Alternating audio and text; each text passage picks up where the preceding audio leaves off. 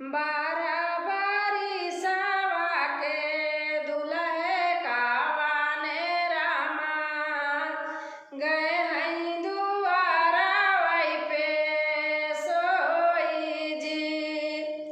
बारी सावा के दुल्हे कावाने रामा गए हैं दुआरा वही पे सोई जी।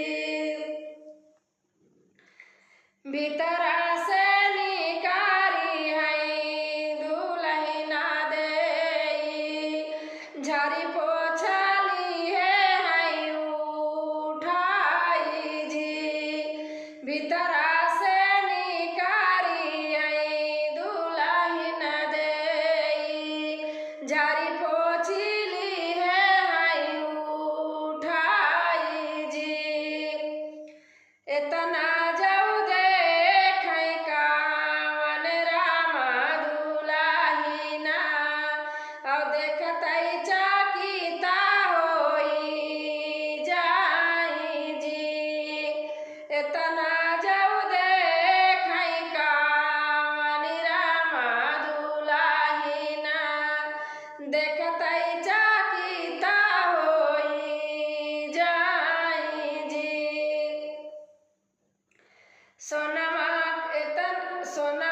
कई हरवा धाना तोहका गाढ़ा उबाई टिकवा गाढ़ा उबाई भारा मांगा जी। सोनवा कई हरवा धाना तोहका गाढ़ा उबाई टिकवा गाढ़ा उबाई भारा मांगा जी। इतनी वचना सुनई दुल्हन कावानी देई दुल्हा का देथी जा बाबा जी। इतनी वचना सुनई दुल्हन कावानी देई दुल्हे का देथी जा बाबा जी।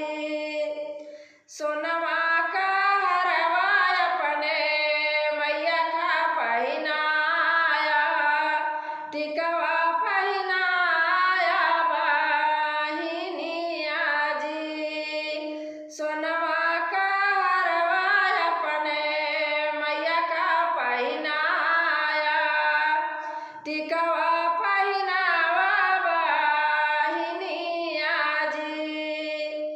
हम तौलाया दुल्हे धगवाया पाटावा हम तौलाया दुल्हे धगवाया पाटावा रही हम भरा माई जी।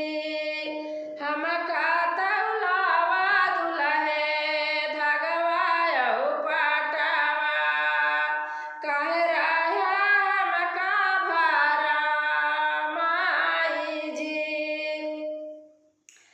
इतनी वचना सुनई दुल्हे कावाने रामा नैना ललिता होई जाई जी। इतनी वचना सुनई दुल्हे कावाने रामा नैना ललिता होई जाई जी। ससुरु तोहरी बेटी चौकवा पे छोड़ा बाई नहीं हम करबै बियाह जी। ससुर तोहरी